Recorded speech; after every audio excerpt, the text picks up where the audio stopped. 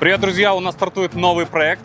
Мы расскажем подробнее, как так получилось, что мы абсолютно неожиданно для себя его начали. И наша задача еще будет показать, кроме всего прочего, сколько на самом деле проезжает с большим прицепом и тяжелым весом Cybertruck Beast. Начинаем сначала. Мы, как люди, которые активно продвигаем саббренды разные, потому что это саббренд. Вот наш Cyber 3, он был сделан в честь Cybertruck. Сейчас мы будем доделывать Cyberplate и так далее. Мы не ожидаем даже от Tesla какой-то поддержки. Мы хотя бы ожидаем, чтобы Tesla нам не мешала. Потому что приходят к нам азиаты на локацию и начинают рассказывать, что мы слишком много чиним автомобилей Tesla. От Tesla приходит менеджер. Слишком много чиним автомобилей Tesla, и нам бы неплохо бы начать чинить и какие-то другие машины, потому что начинают клиенты Tesla путать нас с ними, а это плохо. Мы не можем быть Certified Tesla, потому что нельзя складывать все яйца в одну корзину. Да. Это была фраза, сказана мне год назад, она до сих пор у меня звучит в голове. Он говорит, мы не очень любим, когда давать больше полномочий сервису, который работает только с Tesla. Я говорю, а почему? Потому что, говорит, нельзя все яйца ложить в одну корзину.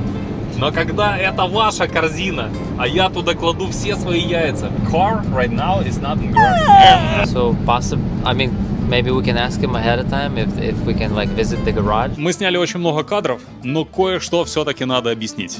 Первое. Кто такой Лука? Он вот там вот за камерой, и это тот человек, который нам помогает делать картинку чуть-чуть лучше. Особенно это важно, когда мы едем за уникальной машиной, которая почему-то оказалась на мусорке. Very good point to ask why actually car not in his garage right now.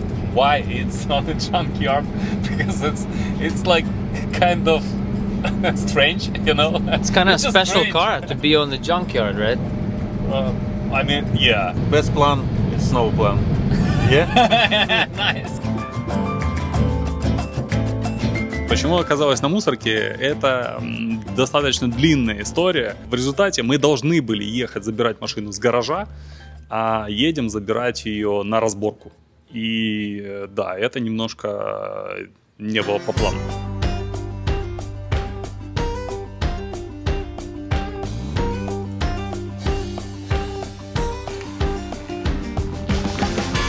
Our first charge on the way to Sacramento.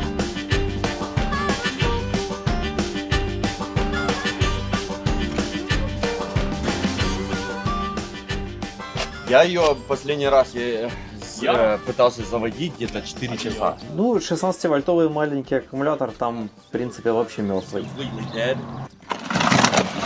Ого, как много важных запчастей.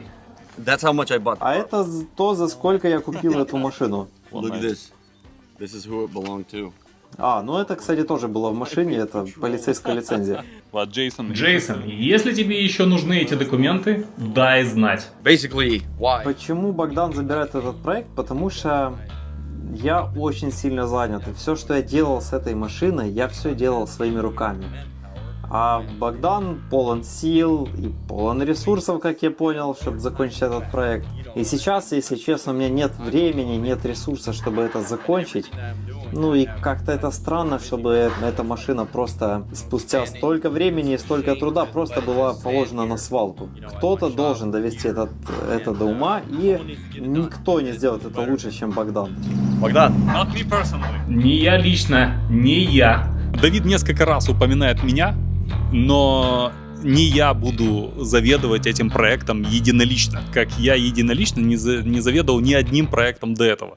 То есть, естественно, я подталкивал всех для того, чтобы мы его закончили. Но я надеюсь, что мы будем работать всей командой, а возможно и всеми подписчиками, потому что есть у нас идея, чтобы подписчики поучаствовали в дизайнерских решениях этого автомобиля. Да, не надо персонализировать, этот проект не уходит от Давида к Богдану, этот проект уходит от Давида к компании ТСК. Даже то, что мы забираем этот проект, это не было мое единоличное решение. Я об этом думал, совещался, и мы вместе решили, вместе с Сашей решили, что он должен у нас оказаться. Вот он здесь. It's gonna be a convertible. Вообще Cyber Roadster должен был быть кабриолетом, и я планировал, что тут не должно быть дверей вообще. Не знаю, какие планы у Богдана, но думаю, что он тоже меня поддержит и согласен с этим проектом. Просто переступаешь порог и залазишь внутрь.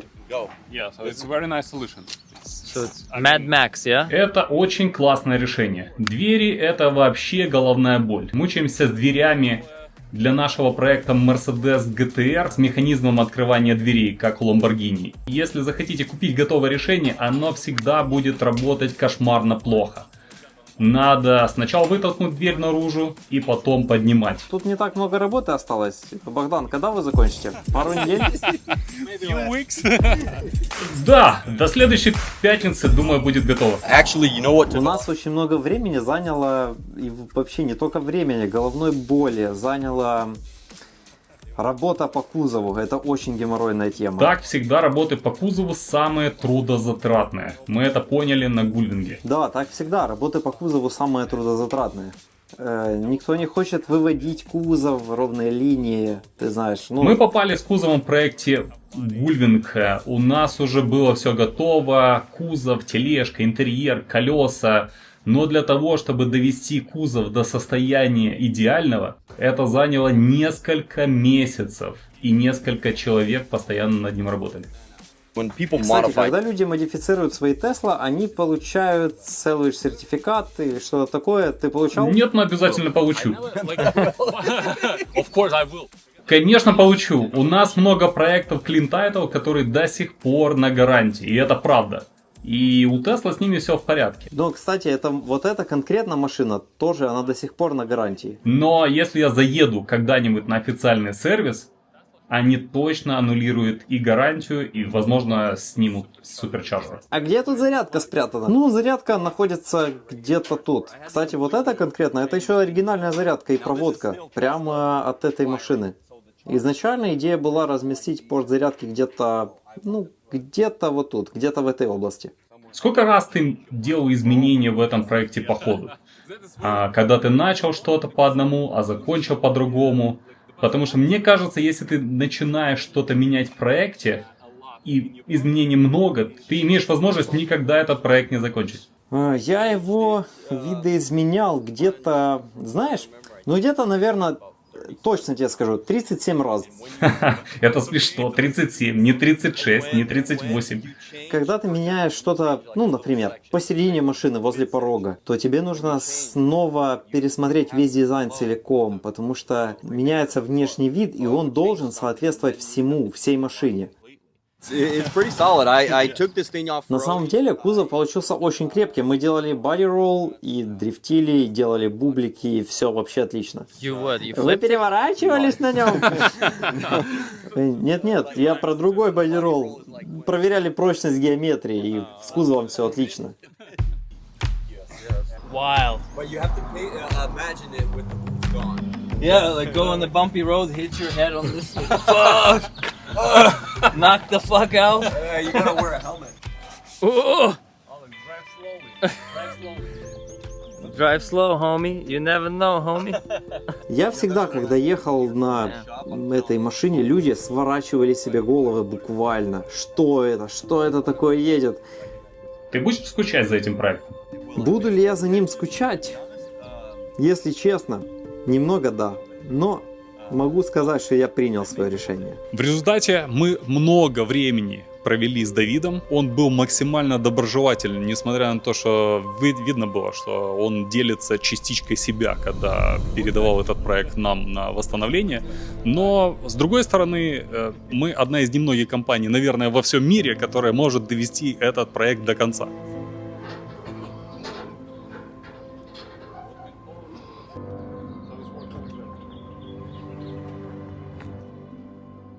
Мы, естественно, как и многие из вас, следили за историей Cyber Hooligan с самого начала. Мы очень рады тем, что мы присоединились к первому проекту Cyber Hooligan, поделились с ним одной из важных частей нашего проекта Cyber 3. И это впервые мы сделали исключение для кого-то другого, и только один наш капот определился на машину Cyber Roadster. Но это и уникальная машина, она всего одна, поэтому одно исключение, и все нормально. И видите, теперь так получается, что мы будем под вашим чутким руководством мы будем доделывать и второй проект.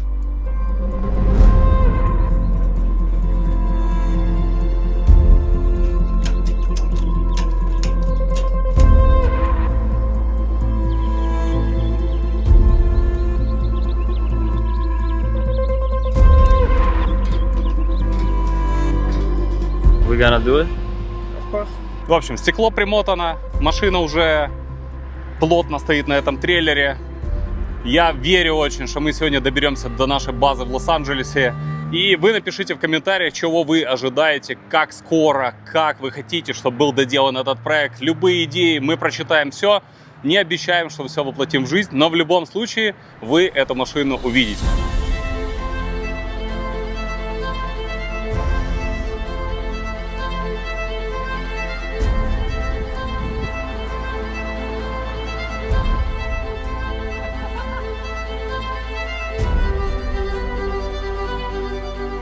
Почему Давид перестал обращать внимание на этот автомобиль, почему у него пропала мотивация, это то, что первое, он не получал никакой поддержки не то чтобы от комьюнити и в целом от Tesla, то есть он достаточно много людей заставил обратить внимание на этот бренд, на то, что эти машины могут быть эмоциональны. Это то, как раз чем мы занимаемся много лет. Мы обращаем внимание на эмоциональную составляющую автомобилей Tesla и электромобилей в целом. Что это не просто что-то, что может возить вас по гольф-полю там, с места на место. Это что-то, чем вы можете пользоваться с удовольствием. Проект Cyber Hooligan не получил никакой поддержки от Tesla, но в то же самое время отгреб ровно такой же хейт, как отгребла компания Tesla, когда Илон продемонстрировал знак от сердца к солнцу. Получилось так, как получилось. И хорошо, что в принципе этот проект не заржавел полностью, его не уничтожили погодные условия калифорнийские и так далее. И у нас есть шанс посмотреть на то, каким он будет тогда, когда будет закончен. Когда он будет закончен, это хороший вопрос. Но все апдейты будут на этом канале.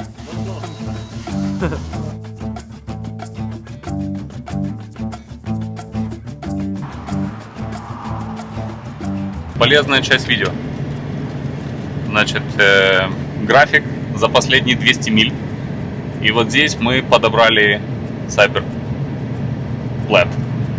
Посмотри, сразу же расход вырос катастрофически. И на сейчас расход больше на 36 киловатт, чем должен быть. То есть машина ест практически в 2 раза больше. То есть реально мы будем проезжать в 2 раза меньше, чем планировали.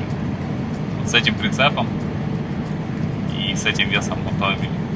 Это немножко хуже, чем я ожидал, но посмотрим, может оно еще пересчитает как-то, но сейчас прям выглядит грустно. 400 миль. А нам ехать 400 миль, то есть примерно 4 зарядки, но не меньше будет. Странно, мы проезжали почти 300 миль, и у нас было 3 зарядки, да? А сейчас будет 4 зарядки, но я не верю. Мы же едем еще, да, на секундочку. Если мы будем ехать 85 миль в час, так как ехали сюда, то я думаю, вообще мы далеко от зарядки отъезжать не будем. Будем отъезжать ровно на длину шнура. Еще один страшный момент, очень страшный момент. Это невозможность отключить трейлер. То есть, когда ты едешь с пустым трейлером, ты можешь выключить трейлер и включить автопилот. И автопилот будет работать. Но когда ты едешь с загруженным трейлером, уже машина понимает, что ты едешь с чем-то тяжелым, и она не дает тебе отключить трейлер.